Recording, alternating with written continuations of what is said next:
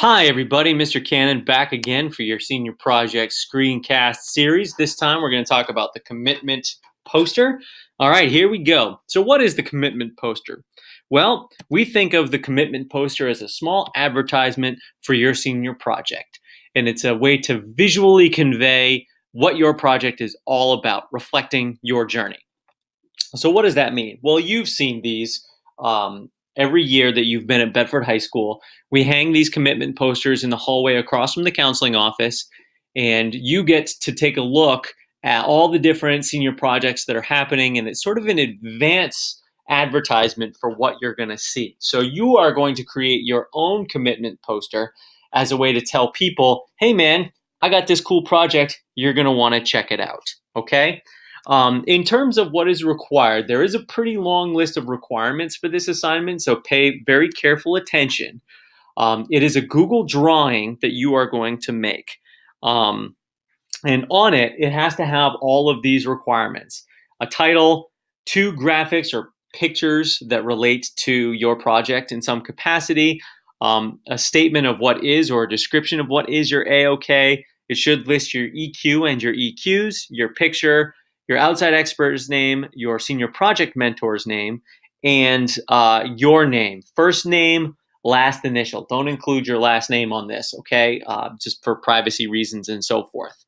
The next page has more requirements. It's going to be a Google drawing, and there is sort of a series of how-to videos that Mr. Shield made about how to make a Google drawing, how to edit it, how to embed it, and all that stuff. So watch those. They're great. In terms of its size, it's going to be 8.5 by 11 inches. That's a standard letter size piece of paper. When you make it, because you are going to embed this on the proposal page of your SPOP, you are going to make sure that the Google drawing settings are anyone with a link can view. That's really important. When you print it, there's been some confusion about whether or not the printed copy must or must not be in color. So I'm going to say this, listen carefully. When you make the Google drawing itself online should be in color. When you print it, ideally, you should also print it in color, but we understand that there are limitations to that, and students may not have access to a color printer at school. So if you cannot print it in color, a black and white one is acceptable. But here's why you want to print it in color, because you want people to see it. So you want to make it bright, you want to make it flashy, you want to make it stand out. And black and white just doesn't stand out. All right? So print one copy and give it to your senior project mentor, and they'll make sure that it gets in the hands of the people who hang it up. Once you've done that, you've got to make sure that it is embedded on the proposal page of your SPOP.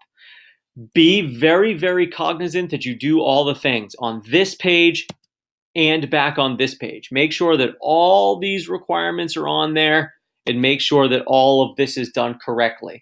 And all of that's on the rubric, because if you miss one, you forget one, and you do it at the last minute, you may be found not competent and you may fail the quarter, and we don't want that to happen. So pretty straightforward, but if you still have questions, talk to your senior project mentor, head up to the study hall room in 346 and ask for help. You can come find me, Mr. Cannon, signing off on the Commitment Poster Screencast.